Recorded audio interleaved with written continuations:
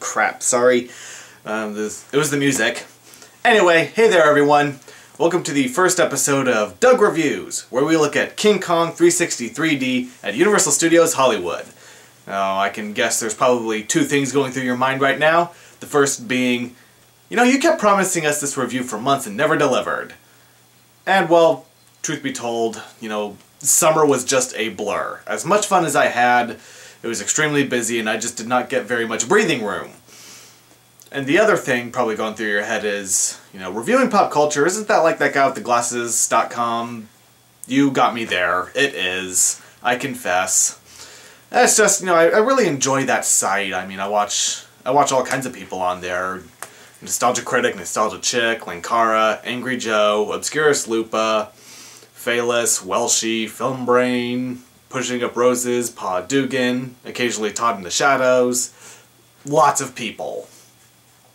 And, they're kind of the ones who inspired me to try and do something like this. But, don't expect anything of that caliber because, I mean, as much, as awesome as it would be to be on that site, I just don't have the talent that those people have. They just enormously creative people, a lot of them. And, plus they have a connection to, to pop culture that I don't think I'll ever understand. So don't expect anything as good as what they produce. But on the plus side, you don't have to worry about me becoming an arrogant, pretentious asshole either. What? I went there. See the description below. But anyway, on to King Kong. But before we can get that going, a little history. The original King Kong debuted in 1933. Not only did it feature the special effects of legendary stop-motion pioneer Willis O'Brien, but it was also the first movie to feature an original motion picture soundtrack. The film was such a hit that a sequel was filmed and released in the very same year. Kong went on to become one of the biggest stars in America, until some guy in the 70s made a stupid remake. I mean, helicopters with Gatling guns? Really? Can't even call that a climax. But aside from that remake and its horrendous sequel, Kong's status as a cultural icon remained intact. So naturally, Universal Studios would eventually decide to build an attraction based on the legendary ape for their theme park in Hollywood. It would be featured on the theme park's Studio Backlot Tour, and would have their tram passing through the streets of New York during Kong's rampage. The attraction would feature the largest audio animatronic in the world, a towering torso of Kong measuring 30 feet tall and weighing 13,000 pounds. He was given a terrifying sounding roar, realistic fur, and even banana-scented breath. And the attraction opened in 1986. Basically what would happen is you would be on the tour, looking to enter a soundstage when the tour guide tells you, now we're about to meet one of the biggest stars in Hollywood. Anyway, so you pass into the soundstage, only to find yourself on the streets of downtown New York. Hey, did I say Broadway? Take a hike! Anyway, you find yourself on the streets of downtown New York, only to find a scene of destruction. Cars trampled, hydrants broken, even a train that looks like it's been thrown. Your attention is drawn to an apartment building window, where a television screen is featuring a news broadcast. The anchor tells us that Kong has escaped and is tearing his way through the city, headed toward the Brooklyn Bridge. It cuts to a reporter in a helicopter, who's giving us the play-by-play until she notices us down on the street. She tries to warn us, but suddenly we hear footsteps, a roar, the newscast cuts out, and the helicopter comes plummeting down in flames, tangled up in power cables. You suddenly decide that you need to get the hell out of there. You hope to make your escape across the Brooklyn Bridge.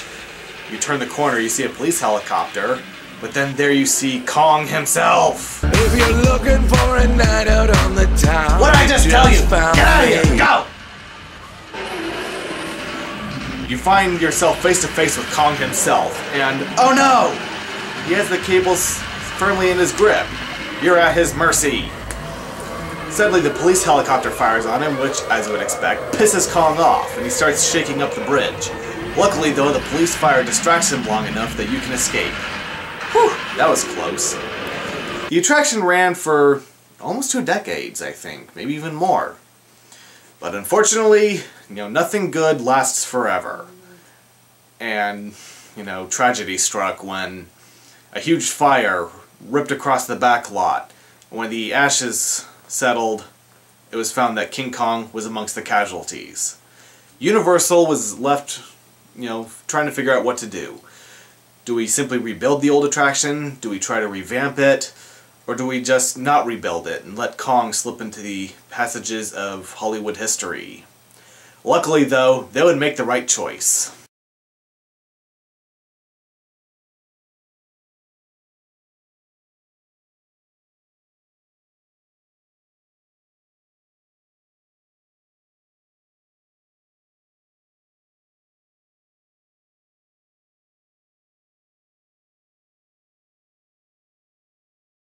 Utilizing the latest in 3D technology, Peter Jackson would take visitors back to Skull Island to simulate a dinosaur attack on the tram.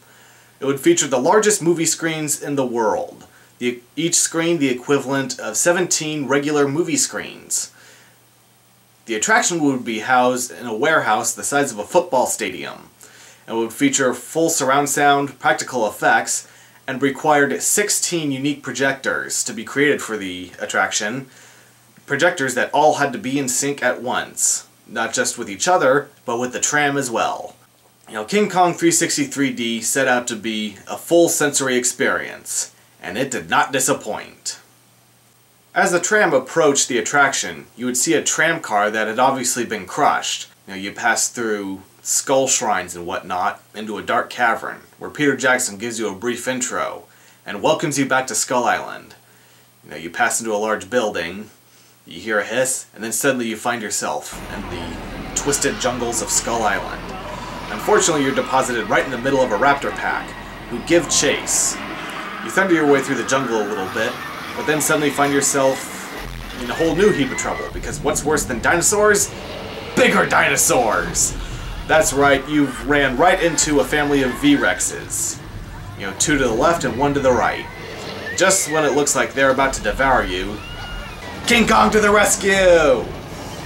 He smashes onto the scene, throws the T-Rex over the tram, and then proceeds to kick the holy crap out of them. But eventually one of the dinosaurs grabs the back of the tram and pulls you over a cliff.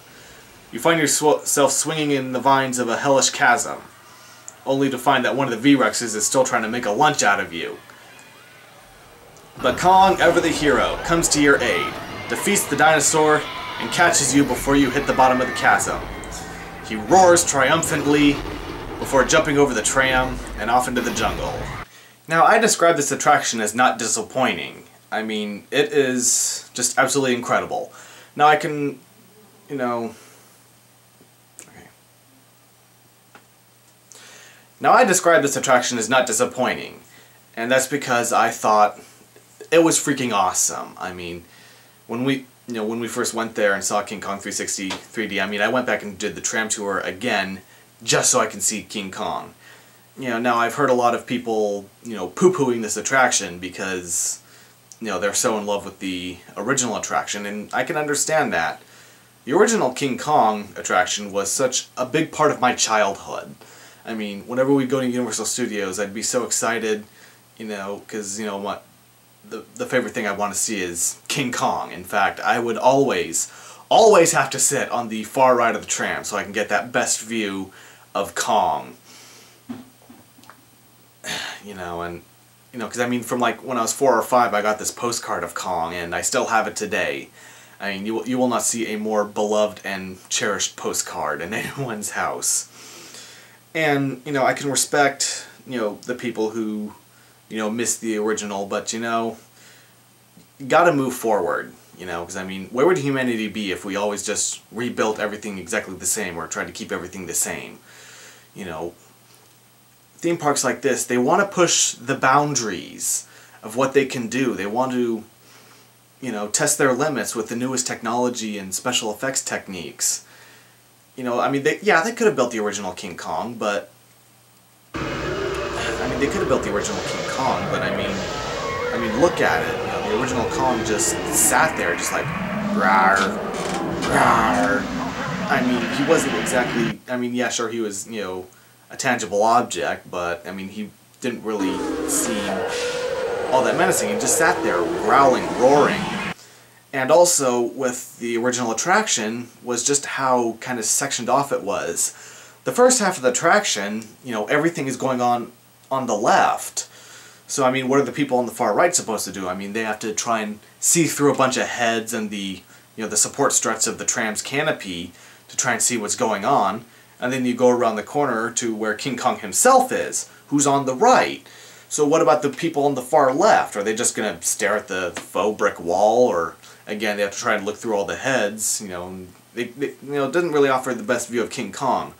Whereas this new attraction, you know, there's action going on both sides. You know, while Kong's beating up a dinosaur over here, there's another over here who's about to get you. You know, maybe Kong's getting that dinosaur on the other side. You can see the VRX pulling us off as you see there's stuff going on all around. And as I mentioned with some of the production details earlier, this was not a shake and bake, you know, job. They didn't just say, "Oh, we're gonna make a King Kong 360 3D, you know, attraction." You know, this thing took almost 2 years to make. They had to make special, you know, they had to make a new kind of projector just for this attraction, and you know, 16 projectors all have to be in sync at the same time, not just with each other, but with the tram itself. And you know, it's got practical effects too. I mean, they're pumping some heavy-duty sound through probably one of the best sound systems in the world. You know, they have the water cannon so that whenever Kong punches one of the dinosaurs and its slobber's supposed to be flying at you, they have water cannons to simulate that. When they're jumping over the tram, it's rocking. And I mean, when you're falling down the chasm, it almost felt like you were falling down. I mean, they really put a lot of effort into this. Now, do I think all attractions should be like this? No, and I'll get to that in a moment. But first, I thought I'd like to try and talk to you about, you know, the history of 3D attractions. Probably the first successful 3D attraction, if not the first, period, was Disneyland's Captain EO. This romp through space featured a misfit band of commandos, including aliens, robots, and the love child of Gizmo and Butterfree, all led by the titular Captain EO, played by Michael Jackson, who naturally had the power to turn junk monsters into backup dancers. As you can imagine, the point of the movie was to showcase Michael Jackson's singing and dancing. It was your standard 3D experience. You know, you just sat in a theater, put on your glasses, and basically just watched a 3D movie. You know, eventually Captain EO got scrapped for Honey, I Shrunk the Audience, which didn't really offer much more. I mean, it was basically the same thing. Sit there and watch a 3D movie. The next step in the evolution of 3D attractions was Terminator 2 3D, Battle Across Time, at Universal Studios Hollywood. Produced and directed by James Cameron, this show upped the ante by integrating 3D footage with live-action performances and animatronics. You know, it even featured a little bit of seat movement, raising you up and then dropping you at the end. In addition to all these new special effects, the attraction also featured some eye-popping 3D. Thank God, no! No, I'm talking about like when the Terminator's head blows up and comes right at you, or when he blows up the T-1000, there's all the droplets in the air. I kid you not. You know, every time I find myself doing this because it looks like it's right in front of your face. You know, that ran for a few years, and in fact it's still there today. You know, naturally, Hollywood wanted to outdo themselves yet again, and then came Shrek 4D, which promised to be a full-sensory ogre load. That sounds horrible. Anyway, it's, you know, it's a step up from Terminator, but not that much. I mean, it's basically got the same level of 3D, it's just that the seats are more interactive. You know, they rock you around a bit when you're chasing the carriage, or, you know, they whoosh air in your face when you're going over the waterfall, or squirt you with water when Donkey sneezes on you. You know, basically, I guess you can call it a light version of King Kong 360 3D. And I think, you know, King Kong 360 3D is the way that 3D should be done.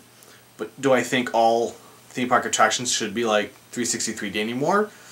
No, I don't think so. Because, I mean, there's talks right now of, you know, they're building a Transformers attraction at Universal Studios.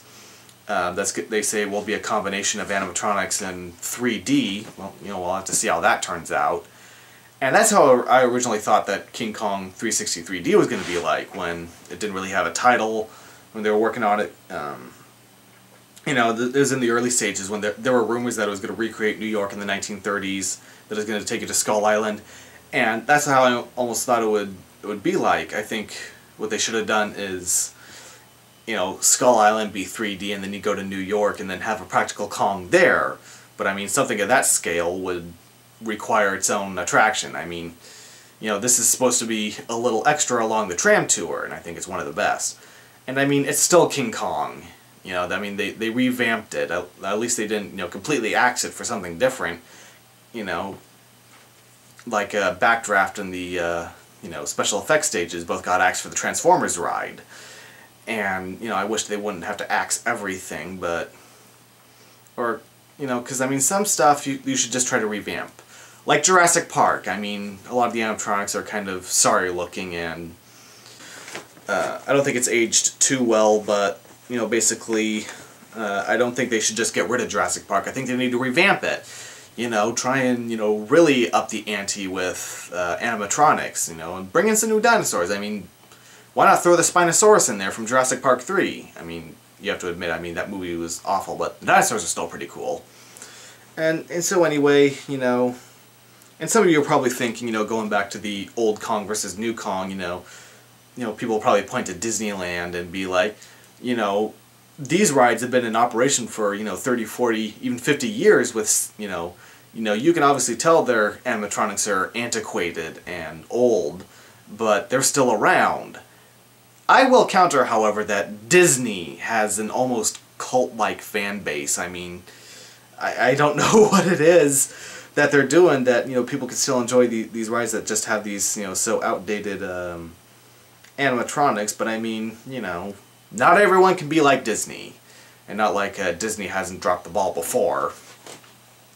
But regardless, I think King Kong is the way they did King Kong, I think, is the way that we're meant to view 3D. You know, just be completely immersed in it, you know, not just sitting there, you know, looking at a static screen, but surrounded by it, complemented by, you know, physical effects, and also moving around. I mean, it would be cool if movie theaters could incorporate that, you know, for, you know, big blockbuster movies, but kind of be wasted technology, because obviously it wouldn't work for every movie. I mean, can you imagine watching The Hangover with that kind of technology? Oh man, this is awesome! Oh, this is where he pees in the pool. I love this part. What the hell? Sick! Ah! Yeah, I don't think that would work. Regardless though, any more thoughts? Oh yeah, one more thought. I remember someone saying that they should make an attraction based on Avatar. You know, have this attraction like King Kong 360 3D based on Avatar. Now, as much as I enjoyed Avatar, and I shouldn't be ashamed to say that, I don't think Avatar would work with the layout of King Kong 360 3D. And what I mean by that is, I mean, obviously, you know, Pandora was meant to be this hellish place, but I don't think it's really kind of like the same as Skull Island, you know, because Skull Island has the big dinosaurs stomping around that can really rock the tram about. I mean, basically the things in Avatar that could do that are either the Thanator or the Hammerhead and maybe the Leonopteryx. I think if they were going to do something based on Avatar, I think it would need to be flying, you know, make you feel like you're flying through the jungles of Pandora on the back of a Banshee.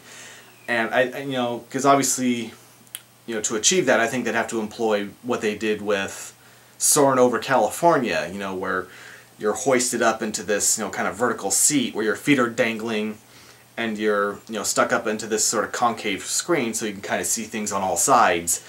And that ride, I think, really, really captures the feel of flying in a hang glider. And so if they were going to do Avatar, I think that's the route they should go, is, you know, utilize that technology and make you feel like you're flying on the back of a Banshee through the jungles, or maybe even through the battle, you know, dodging gunfire and missiles as you're flying amongst all the helicopters and stuff. That's just my opinion. I don't know if they'll actually do something like that, but if they do, I think that's the route they should go. And so, you know, King Kong 360 3D.